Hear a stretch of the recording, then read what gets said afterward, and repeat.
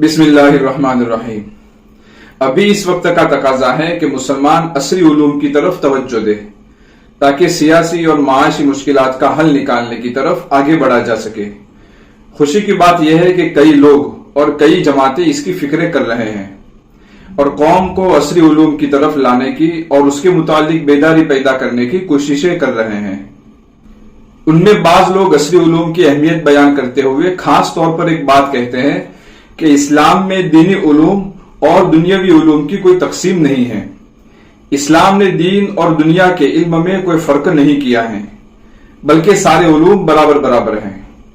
بس شریعت میں علم نافع اور علم غیر نافع کی تقسیم ملتی ہے، اس کے علاوہ اور کوئی تقسیم نہیں ملتی۔ بس جو بھی علم نافع ہوگا وہ سب برابر ہیں، چاہے اس کو دنیاوی کہا جائے یا دینی کہا جائے۔ بعض مرتبہ بدر کے قیدیوں سے دنیاوی علم حاصل کرنے کی مثال بھی دی جاتی ہے، لیکن یہ بات درست نہیں ہے۔ یہ غلطی عمومی طور پر ہو رہی ہے، کئی لوگ اس غلطی میں مبتلا ہیں۔ شریعت میں اور اسلام میں واضح طور پر دینی علم اور دنیاوی علم کی تقسیم موجود ہے۔ دینی علم اور دنیاوی علم میں تقسیم نہ ہونے کا مطلب یہ ہوتا ہے کہ جو فضائل دینی علم کے لیے آئے ہیں وہی فضائل دنیاوی علم کے لیے بھی ہونے چاہیے۔ مثلا حدیث میں آیا ہے کہ علم رکھنے والے انبیاء کے وارث ہیں۔ اب اگر علم میں کوئی تقسیم نہیں ہے تو دنیاوی علم رکھنے والے بھی انبیاء کے وارث ہونے چاہیے۔ اسی طرح علم رکھنے والوں کے بارے میں آیا ہے کہ وہ قیامت کے دن سفارش کریں گے۔ اب اگر علم میں کوئی تقسیم نہیں ہے تو یہ ماننا پڑے گا کہ دنیاوی علم رکھنے والے بھی قیامت کے دن سفارش کریں گے۔ اس حساب سے تو پھر یہ کہنا چاہیے کہ ڈاکٹرز اور وکیل بھی انبیاء کے وارث ہیں اور وہ قیامت کے دن سفارش بھی کریں گے۔ اور اگر یہ بات قابل قبول نہیں ہے تو یہی تو دینی علم اور دنیاوی علم میں فرق اور تقسیم کی نشانی ہے۔ رسول اللہ صلی اللہ علیہ وسلم نے عملی طور پر بھی اس میں فرق بتا دیا ہے۔ رسول اللہ صلی اللہ علیہ وسلم بڑے اہتمام سے یہ دعا کیا کرتے تھے، رب زدنی علما۔ اسی طرح یہ دعا بھی کیا کرتے تھے، اللہم انی اسألک علما نافعا۔ علم کے بارے میں اتنی زیادہ دعا کرنے کے باوجود پوری زندگی آپ صلی اللہ علیہ وسلم نے دنیاوی علم حاصل کرنے کی کوشش نہیں کی۔ آپ صلی اللہ علیہ وسلم خطوط اور وحی کی آیتیں دوسروں سے لکھواتے تھے، لیکن کبھی یہ کوشش نہیں کی کہ خود لکھنا پڑھنا سیکھ لے، اور نہ اللہ تعالیٰ نے وحی کے ذریعے سے آپ کو سکھایا۔ بدر کے قیدیوں سے لکھنا پڑھنا سیکھنے کے لیے چند لڑکوں کو پیش کیا، لیکن نہ خود اس کو سیکھا اور نہ عمومی طور پر سیکھنے کا حکم فرمایا، بلکہ ایک موقع پر آپ صلی اللہ علیہ وسلم کو یہ بیان کرنا تھا کہ مہینہ 29 یا 30 دنوں کا ہوتا ہے۔ اس وقت بھی آپ صلی اللہ علیہ وسلم نے صحابہ کو انگلیوں کے اشارے سے بتایا، اور اس وقت یہ بھی کہا تھا کہ ہم ان پڑھ لوگ ہیں، لکھنا پڑھنا نہیں جانتے۔ اس بات کا اقرار کرنے کے بعد نہ صحابہ کو اس بات پر ملامت کی اور نہ لکھنا پڑھنا سیکھنے کی کوئی ترغیب دی۔ اس سے بالکل صاف ظاہر ہوتا ہے کہ آپ صلی اللہ علیہ وسلم کے نزدیک دنیاوی علوم کی حیثیت 2 نمبر کی تھی۔ مزید یہ کہ آپ صلی اللہ علیہ وسلم کا یہ معاملہ صرف دنیاوی علوم کے بارے میں نہیں بلکہ ضروری علوم کے بارے میں تھا۔ یعنی دنیاوی علوم تو تھے لیکن ایسے تھے جن کی ہر وقت ضرورت پڑتی ہے۔ اس سے صاف معلوم ہوتا ہے کہ آپ صلی اللہ علیہ وسلم کی نظر میں علم میں درجہ بندی ضرور ہے۔ اس کے علاوہ کھجوروں میں تعبیر کے مسئلے میں بھی آپ صلی اللہ علیہ وسلم نے صحابہ سے فرمایا تھا، انتم اعلم بامور دنیاکم، یعنی تم لوگ تمہارے دنیا کا علم زیادہ جانتے ہو، مطلب تم اپنی دنیاوی علم کے اعتبار سے عمل کر سکتے ہو۔ حدیث کے ان الفاظ نے تو سارا معاملہ ہی صاف کر دیا، کیونکہ کچھ ایسا علم تھا جو صحابہ کے پاس تھا اور رسول اللہ صلی اللہ علیہ وسلم کے پاس نہیں تھا۔ رسول اللہ صلی اللہ علیہ وسلم نے دنیاوی علم کہہ کر صحابہ کو اس کے مطابق عمل کرنے کی اجازت تو دے دی، لیکن آپ نے خود سیکھنے کی زحمت گوارا نہیں فرمائی۔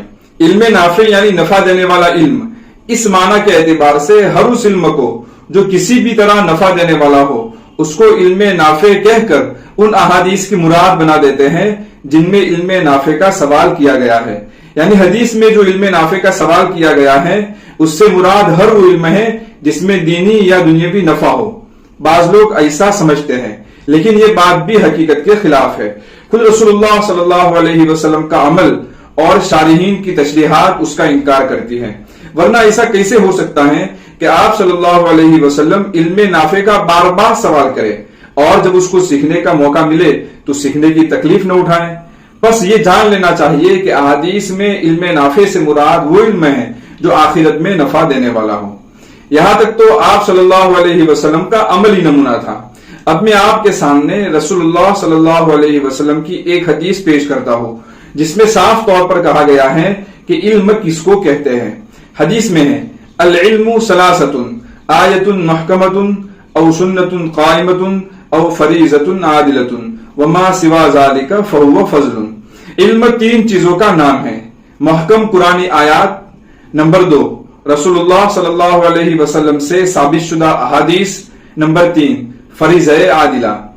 ان تین کے علاوہ جو کچھ بھی ہے وہ زائد ہے۔ یہ حدیث کا ترجمہ پورا ہوا۔ ابھی اس حدیث کی زیادہ تشریح کا موقع نہیں ہے، ابھی صرف اتنا جاننا ہے کہ رسول اللہ صلی اللہ علیہ وسلم نے شرعی علوم کو ہی اصل علم کہا ہے اور باقی چیزوں کو زائد کہا ہے۔ اس سے صاف معلوم ہوتا ہے کہ دینی علم اور دنیاوی علم میں فرق ہے۔